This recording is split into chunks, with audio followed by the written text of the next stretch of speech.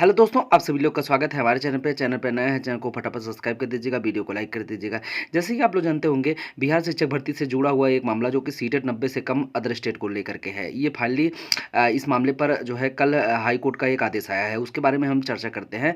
और इस आदेश में काफ़ी ज़्यादा लोगों को थोड़ा सा दिक्कतें हैं और काफ़ी ज़्यादा लोगों को थोड़ा यहाँ पर खुशी भी हुई है। उन सभी कैंडिडेट के बारे में चर्चा करते हैं। अब देखिए, जैसे कि जो आदेश आया हो, हाँ, और कुछ लोग को अभी भी कन्फ्यूजन है कि क्या कोई ऐसा आदेश आया है, कुछ लोग इसको फेक भी बता रहे हैं, तो मैं उनको फिर से एक बार आदेश की कॉपी दिखा दे रहा हूँ और जो कैंडिडेट नए जुड़े हैं वो भी यहाँ पर देख सकते हैं। तो यहाँ पर आप ये देख सकते हैं, ये एक आर्टर आया हुआ है, ये कल की डेट में हमने इसको डाउनलोड किया था। अगर जिसको ज़्यादा कन्फ्यूजन है वो साइट पर जाकर के डाउनलोड कर सकते हैं। तो यहाँ पर अपीयरेंस में देख सकते हैं, ये 3 केस है और इन 3 केसों का यहाँ पर केस नंबर के साथ साथ सब कुछ अवेलेबल है। जिसको ज़्यादा कन्फ्यूजन है वो अपना देख सकता है। यहाँ पर प्रिया भदौरिया, श्वेता यादव और शाहीन का ये 3 का मैटर है और इसमें काफ़ी ज़्यादा कैंडिडेट इंटरनली जुड़े हुए हैं। तो ये फाइनली जो जजमेंट आया है, वो जजमेंट ये साफ साफ तौर पर कह रहा है कि जो कैंडिडेट अब तक मतलब सिलेक्टेड हैं, यानी कि जिनको अब तक जॉब से बाहर नहीं किया गया है और उनसे स्पष्टीकरण मांगा था, ये 5 नंबर कॉलम का हम अर्थ आपको बता रहे हैं। तो उनको अब तक बाहर नहीं किया गया है, उन कैंडिडेट को अब नौकरी तब तक सेफ रहेगी जब तक ये केस पेंडिंग में है, यानी कि इस केस के अधीन उनकी नौकरी अब होने वाली है, ऐसा पटना हाईकोर्ट ने आदेश दे दिया है। अब ये बात दिक्कत वाली तब हो गई है जब क्योंकि इस आदेश के द्वारा उन दिक्कतों कैंडिडेट को दिक्कत हुई है जिनका अभी तक काउंसलिंग में रोक दिया गया था या फिर नौकरी जा चुकी है। क्योंकि इस ऑर्डर में कहीं भी उन कैंडिडेट का नाम नहीं लिया गया। मतलब यहाँ पर नॉर्मली बोला गया है पटना हाईकोर्ट के द्वारा कि जो कैंडिडेट अभी फिलहाल का मतलब जो है पढ़ा रहे हैं, यानी कि जिनको स्पष्टीकरण मांगा गया था, स्पष्टीकरण के बाद जो है सरकार उनको बाहर करने की तैयारी में थी, ऐसा मतलब आदेश दिया है। तो वहाँ पर उस आदेश को सीधे तौर पर पटना हाईकोर्ट ने बोला कि अब उन कैंडिडेट को बाहर नहीं किया जा सकता जिन कैंडिडेट को से स्पष्टीकरण मांगा गया है, और तब तक बाहर नहीं किया जा सकता जब तक ये केस चल रहा है, यानी कि उनका जो भी सिलेक्शन होगा वो जो है इस केस के अधीन होगा। यानी कंटेम्प्ट जो है यहाँ पर सीधा तौर पर सब कुछ अब इस केस के फाइनल पे होने वाला है, मतलब जो कैंडिडेट सिलेक्टेड है। यानी क्योंकि काफ़ी ज़्यादा कैंडिडेट को यहाँ पर थोड़ा सा भी उनका टेंशन कम हुआ है, क्योंकि वैसे तो अभी भी मामला बहुत ज़्यादा पेचीदा है, लेकिन जैसे कि वे लोग जो परेशान थे कि अभी हमारा सैलरी रुक जाएगी ऐसा, तो मैं देखो बता दे रहा हूँ सभी कैंडिडेट का कि कुछ लोग को अफवाहें फैलाई जा रही कि सैलरी रोक दी गई है। तो अभी किसी भी कैंडिडेट की सैलरी नहीं रोकी गई है सीटेट के मैटर को लेकर के। हालांकि अब जैसे कि 90% तो जहाँ तक हमको पता है वो सैलरी नहीं रोकी गई है, लेकिन अब भाई किसी की 10% रोकी गई होगी तो कोई तरीके के विवाद हो सकते हैं।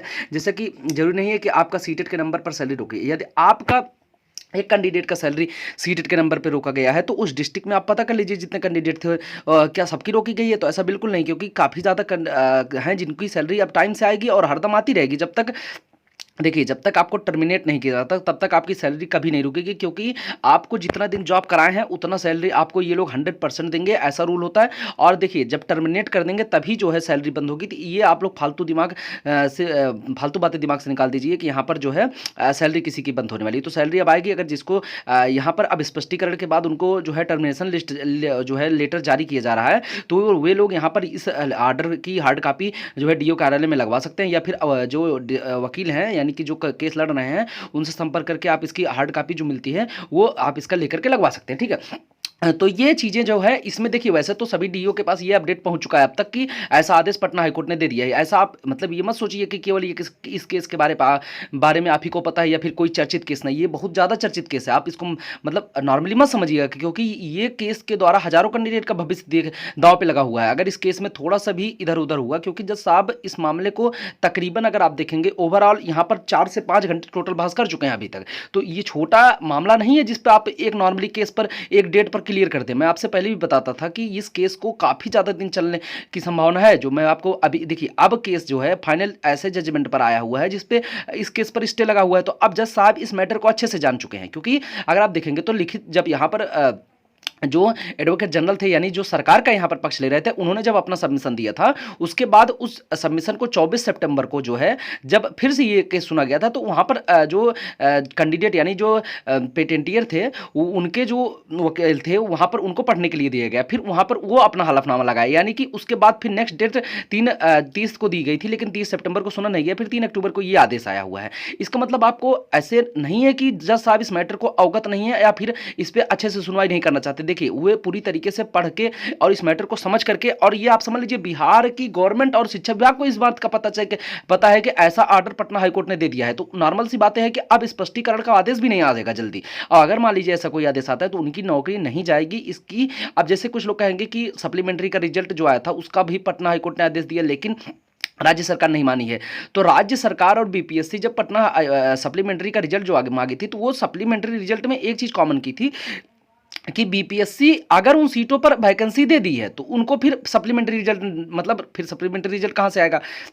तो इस तरीके की बातें थी उसमें, जो है आयोग और शिक्षा विभाग दोनों से जो है अपना उनसे लिखित परमिशन मांगा गया था, लिखित सबमिशन मांगा गया था, और आयोग ने दिया हुआ है। उसके बारे में आप अच्छे से पहले डिटेल लीजिए, फिर आप कमेंट कीजिए कि जो है दोनों का सप्लीमेंट्री में भी तो आदेश दिया था पटना हाईकोर्ट। देखिए कोर्ट का आदेश मजाक नहीं है। अगर इस तरीके की चीजें कोर्ट के आदेश के विरुद्ध में काम करती हैं तो वहां पर कंटेम्प्ट ऑफ कोर्ट उस डिस्ट्रिक्ट मजिस्ट्रेट या फिर डीईओ के खिलाफ लग जाएगा। और ये मामला जो है चर्चित मामला है। यहाँ पर कैंडिडेट पूरी तरीके से एक्टिव है, और सप्लीमेंट्री का जो रिजल्ट है उसमें कैंडिडेट बिल्कुल एक्टिव नहीं है, क्योंकि वहां पर किसी को यह नहीं पता है कि सिलेक्शन किसका होगा या नहीं होगा, और किसी को यह नहीं पता है कि रिक्त सीटें मतलब क्या की गई हैं, क्योंकि नॉर्मली रिक्त सीटों पर जो है नई भर्ती दी गई है। हालांकि अब क्या है कैसे इसके बारे में वो शिक्षा विभाग ही जानता है कि क्या किया है उसने, लेकिन इस मामला वहां से बिल्कुल अलग है। इस मामले में अब कुछ नहीं होने वाला है जब तक नया आदेश पटना हाईकोर्ट द्वारा नहीं जारी किया जाता, क्योंकि जब ये मामले में जांच शुरू हुई है, ये भी पटना हाईकोर्ट के उसी आदेश द्वारा हुआ, मतलब शुरू किया गया है जिस आदेश में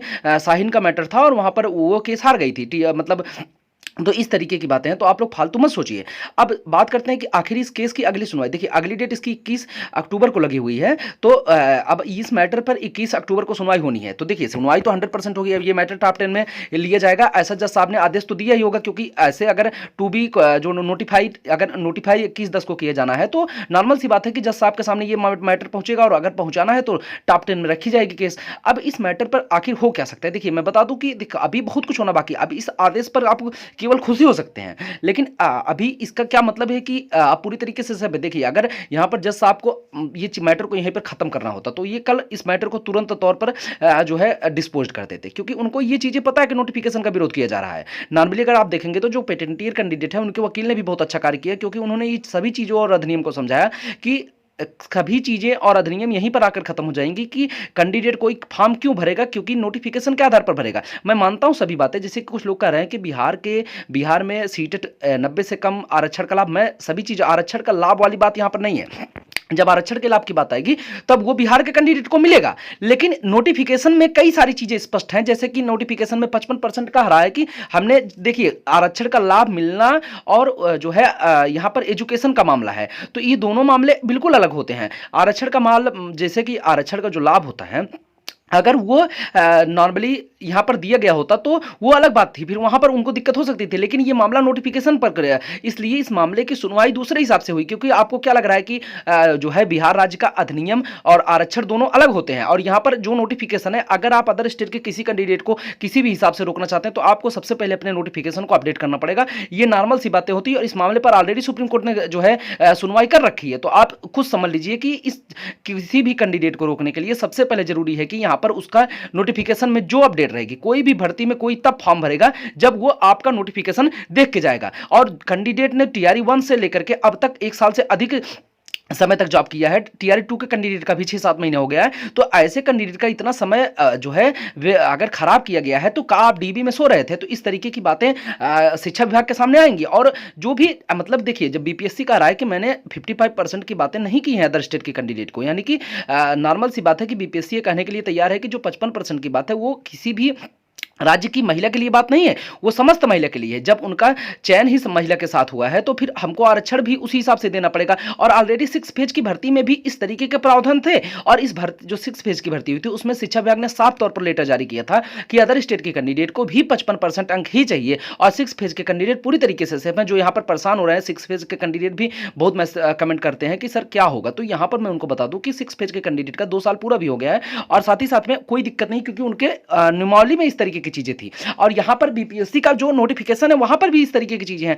अब इस मामले पर जितने लोग को दिक्कत हो रही है कि जो उत्तर प्रदेश के कैंडिडेट हैं, मतलब स्पेशली उत्तर प्रदेश के कैंडिडेट से किसी को क्या ही दिक्कत हो सकती है। मतलब आप खुद समझिए कि बीपीए मैं मानता हूँ सारी बातें कि बिहार सरकार ने डोमिसाइल ना लगा करके बिहार के कैंडिडेट के साथ गलत किया हुआ है, तो फिर वो बिहार सरकार कुछ तो सोच करके डोमिसाइल ना लगा रही है, उसका अपना एक अलग रीजन है। उसके बारे में आप कैंडिडेट से अभद्रतापूर्वक व्यवहार करके आपको मिलने क्या वाला है, क्योंकि बीपीएससी का एग्जाम क्वालिफाई करके सभी कैंडिडेट वहां पर पहुंचे हैं। अब इस मामले को हमारे आपके कहने से कुछ नहीं नोटिफाई किया जाएगा, ये मामला जो है वो केवल हाई कोर्ट के आदेश के ऊपर ही निर्भर किया जाएगा। अब अगर मान लीजिए हाई कोर्ट का आदेश नोटिफिकेशन को मान्य कर रहा है तो फिर किसी की हिम्मत नहीं है कि यहां पर कैंडिडेट को बाहर कर दे, ठीक है। तो नॉर्मल सी बात है कि किसी के चिल्लाने से थोड़ी कैंडिडेट बाहर हो जाएंगे, जो आदेश आएगा कोर्ट का ही आदेश आने वाला है। तो इसलिए आप लोग धैर्य बनाए रखें, क्योंकि आपके कहने ना कहने से कुछ नहीं होगा। जो लोग फालतू कमेंट करते हैं कि यहाँ पर मेरे कमेंट बॉक्स में आप चेक करेंगे पिछले वीडियो का, तो कई लोग एकदम अजीब टाइप का कमेंट किए हैं कि उत्तर प्रदेश वाले यहाँ से चले जाएं, कुछ ऐसा करके। तो वहाँ उन लोग को समझना चाहिए कि उत्तर प्रदेश वाले आपके कट ऑफ में आकर के या फिर कोई भी कैंडिडेट आपके कट ऑफ में आकर के नौकरी लिया हुआ है, बिहार के तमाम कैंडिडेट जो सिलेक्टेड है वो इस तरीके की बातें नहीं करते हैं। अगर आप देखेंगे वो मेहनत कर रहे हैं, क्योंकि TRE4 भी सामने है, लेकिन कुछ कैंडिडेट जिनका लगातार कुछ ना कुछ दिक्कत हो रहा है, वो मेहनत करने की अपेक्षा यहाँ पर बकवास करने आते हैं, उनका सिलेक्शन कभी नहीं होगा, ठीक है। तो इस तरीके की बातें हैं। अब देखिए यहाँ पर जो कैंडिडेट को काउंसलिंग नहीं करने दिया गया, क्या उनका क्या होगा। देखिए जैसे ये केस फाइनल होगा, उस केस के बाद जिन कैंडिडेट को काउंसलिंग नहीं किया गया है, नौकरी चली गई है, उन कैंडिडेट की नौकरी यहाँ पर 100% रिन्यू की जाएगी। क्योंकि अगर आप देखेंगे तो कैंडिडेट यहाँ पर जो शाहीन का मैटर है उसको खुद ही काउंसलिंग नहीं करने दिया गया, दरभंगा का केस है, तो यहाँ पर इस तरीके का मैटर है। तो नॉर्मल आप समझेंगे कि मैं आपको स्पष्ट तौर पर बता दें कि अगर ये केस फाइनल होता है और सीटेट के फेवर में रिजल्ट आता है, सीटेट के फेवर में रिजल्ट आता है, तो नॉर्मल सी बातें होंगी कि यहाँ पर जो कैंडिडेट सिलेक्टेड हैं और उनको बाहर कर दिया गया है, तो उनकी सबकी नौकरी बच जाएगी। क्योंकि इस केस के बाद अगर ऐसा जज साहब ने आदेश नहीं दिया, तो अगर मान लीजिए, क्योंकि यहाँ पर जज साहब ने साफ तौर पर अभी जो आदेश दिया है वो केवल जो जॉब कर रहे हैं उनको रोकने के लिए बात की गई है, लेकिन मान लीजिए केस फाइनल भी हुआ और वहां भी इस तरीके का आदेश आया, तो जो कैंडिडेट काउंसलिंग नहीं करवाए गए हैं और जिन कैंडिडेट का सिलेक्शन बाहर कर दिया गया है, वो कैंडिडेट तुरंत इसी केस के आधार बनकर के नया रिट दायर करेंगे, जिसमें उनको तुरंत जीत हो जाएगी। क्योंकि ऑलरेडी आप देखेंगे सुप्रीम कोर्ट ने जो है बीएड बीटीसी के मामले में कई तरीके के एक आदेश देने के बाद सभी आदेश को स्पष्टीकरण करते हुए उसी पर कन्वर्ट करते हुए चला गया। तो नॉर्मल सी बातें हैं कि जो कैंडिडेट काउंसलिंग नहीं करवाए हैं या जिनका काउंसलिंग रोका गया है या जिनकी नौकरी चली गई है, वो अब यहां पर उदास मत हो, तब तक मत हो। यहां पर जैसे ही उनका ये केस अगर जो है सीटेट 90 से कम वाले जीत जाते हैं, तो उन कैंडिडेट को तुरंत उनकी नौकरी वापस मिलेगी, ये 100% श्योर है। इसलिए आपको परेशान होने की जरूरत नहीं है। अब यहां पर सैलरी को लेकर के थोड़ा सा कुछ कहा नहीं जा सकता, क्योंकि सैलरी वैसे जब से आप जॉब कर रहे हैं तब से देनी चाहिए, लेकिन आप पढ़ाई तो किए नहीं है, तो यहाँ पर सैलरी हो सकता है कि ना मिले, लेकिन आपको जिस डेट से आप ज्वाइन करेंगे उसके बाद से आपकी जो है सैलरी मिल सकती है। तो यहाँ पर सैलरी को लेकर के थोड़ा सा कंफ्यूजन है, बट आपकी नौकरी 100% वापस आएगी। और जिन कैंडिडेट का काउंसलिंग नहीं कराया गया उन कैंडिडेट को काउंसलिंग भी फिर से कराया जाएगा, ये बात समझ लीजिए। लेकिन ये तब पॉसिबल है जब सीटेट के 90 से कम नोटिफिकेशन के आधार पर पटना हाईकोर्ट जो है मान्य कर रही है। अगर वहां पर अभी भी कुछ दिक्कत पटना हाईकोर्ट करती है तो कैंडिडेट को दिक्कत हो जाएगी।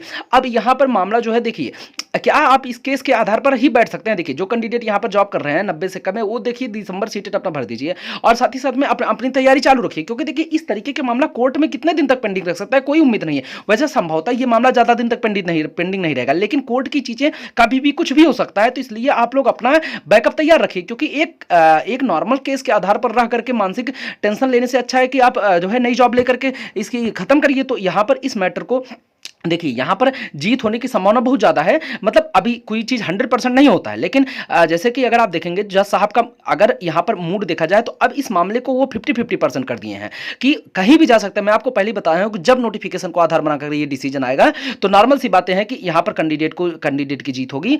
और जो है, हालांकि देखिए आप देखेंगे तो बीपीएससी के नोटिफिकेशन में कई तरीके के बदलाव किए गए थे, जैसे कि बार बार बदलाव किए गए, लेकिन उस नोटिफिकेशन में अहर्ता को लेकर के कभी बदलाव नहीं किया गया। और मैं आपको फिर बता दूं, अहर्ता को लेकर के बीपीएससी ने 2 बार जो है एक ही चीज दिया था, यानी कि जब उन्होंने पहले तो 55% आरक्षण की बात नहीं की थी, उसके बाद फिर से उन्होंने एक लेटर जारी करके कंफर्म किया है कि 55% आरक्षण समस्त महिला को, मतलब महिला को 55% आरक्षण। वहीं पर पीएच कैंडिडेट की अगर हम बात करेंगे तो पीएच कैंडिडेट का जो हाल है, अगर यहाँ पर महिलाएं जीतती हैं तो पीएच कैंडिडेट को भी कोई दिक्कत का सामना नहीं करना पड़ेगा। ठीक है, तो नॉर्मल सी बातें हैं कि ये पूरा मामला जो है जितने लोग का नंबर कम है। अच्छा, इस बीच में जो मेल कैंडिडेट सिलेक्टेड है उनको थोड़ा सा दिक्कत है, क्योंकि मेल कैंडिडेट जिनका नंबर कम है वो उनका कोई यहाँ पर कुछ नहीं हो सकता है। ठीक है, तो वो जब तक जॉब कर रहे हैं उस समय अपना दूसरा जो है पढ़ाई कर सकते हैं, क्योंकि देखिए ये मामला मेल कैंडिडेट को नहीं है। अगर वो पीएच नहीं है फिर या फिर फीमेल नहीं है तो मेल कैंडिडेट 90 से कम है तो किसी भी आधार पर वो सही नहीं है, तो वहां पर अगर वो कभी भी सरकार के सामने आ जाएगा तो दिक्कतों का सामना करना पड़ेगा, तो उनको टर्मिनेट किया जा सकता है, क्योंकि ऐसा कोई प्रावधान कहीं भी नहीं लिखा गया है कि मेल कैंडिडेट को जो है 55% या फिर कुछ भी चाहिए तो मेल कैंडिडेट जो भी है वहां पर उनको दिक्कतें होंगी। मैं ये अदर स्टेट के कैंडिडेट का बात कर रहा हूं, बिहार राज्य के भी कैंडिडेट ओबीसी में होंगे तो अपना अपने हिसाब से देखेंगे। तो इस तरीके की चीज़ें सामने आई हैं, तो आप लोग देखिए यहाँ पर परेशान ना हो। ये फिलहाल जो केस जज साहब का रुख है वो अब ऐसा कुछ देखिए, क्योंकि अभी इस मामले पर बहुत अच्छे से बात विमर्श होने के बाद ही अंतिम डिसीजन आएगा। अब ये बात अच्छे से समझ लीजिएगा, कभी भी इस मामले पर बहुत ज़्यादा जो है सरकार से भी पूछा जाएगा, उसके बाद ही वो लोग अंतिम डिसीजन देंगे। लेकिन देखिए, क्योंकि सरकार ने 6 फेज में ऑलरेडी भर्ती दे रखी, सरकार को इससे कोई प्रॉब्लम नहीं। जब पटना हाईकोर्ट ने आदेश दिया था कि आप जो है बाहर करिए, तो ही सरकार ने यहाँ पर ऐसे कदम उठाए हैं। तो उसके बाद पटना हाईकोर्ट का नया आदेश अगर ये आ जाता है कि कैंडिडेट वैलिड है, तो फिर सरकार को क्या जरूरत है किसी को बाहर करना, क्योंकि सलाह तो सरकार ऑलरेडी सैलरी दे रही है और उच्च शिक्षा पा रही है। तो यहाँ पर सभी चीजें मिला जुला करके इस कोर्ट के अधीन रहने वाली हैं। अब इस मैटर पर 20 प्रकार की वीडियो हम नहीं बनाएंगे, क्योंकि देखिए जब तक कोई अपडेट नहीं आएगा तब तक हम नेक्स्ट अब वीडियो अब तभी आएगी जब कोई अपडेट आएगा। फाइनल मैं आपको बता दे रहा हूँ, इसकी सुनवाई 21 अक्टूबर को होगी। अभी जो है फाइनल सुनवाई होगी, फिर नेक्स्ट डेट मिलेगा, क्या होगा वो 21 अक्टूबर को पता चलेगा। लेकिन संभवतः सुनवाई इसकी अक्टूबर से नवंबर के बीच में टीआरई 3 के रिजल्ट आने के पहले और डीबी के पहले, रिजल्ट तो मान लीजिए आ भी जाएगा, डीबी के पहले इसकी सुनवाई हो जानी चाहिए। अब इसका प्रभाव टीआरई 3 के रिजल्ट पर 100% पड़ेगा। टीआरई 3 के जो कैंडिडेट हैं वो यही आदेश का वेट कर रहे हैं, क्योंकि इस आदेश का पालन टीआरई 3 में किया जाएगा। टीआरई 4 के बारे में हम कुछ नहीं कह सकते, लेकिन टीआरई 3 तक 100% इस आदेश का पालन होगा। अब इस मैटर को यहीं पर जो है खत्म होगा, क्योंकि आप लोग अब इंतजार करिए 21 तारीख का। और बाकी यूट्यूब पर जिस तरीके की वीडियो ट्रेंडिंग है आप लोग उस हिसाब से देख सकते हैं, बाकी हमारे चैनल के माध्यम से। और मैं आपको फिर से बता देना चाहता हूँ, फालतू कमेंट करके जो लोग चंदा और 3-5 की बातें करते हैं, मेरे चैनल में किसी भी कैंडिडेट के पास ना ही मेरे कोई व्हाट्सअप ग्रुप है, मैं बार बार बता दे रहा हूँ, ना ही कोई मेरा टेलीग्राम ग्रुप है। इसलिए फालतू कमेंट करने से पहले एक बार जाकर के चैनल के बैकग्राउंड को चेक कर लीजिएगा किस आधार पर वीडियो बनाई जाती है गाइज। तो अगर वीडियो अच्छी लगी हो तो चैनल को फटाफट सब्सक्राइब कर दीजिएगा और वीडियो को तमाम लोगों के पास शेयर कर दीजिएगा जो लोग फालतू के टेंशन में है गाइज। तो धन्यवाद।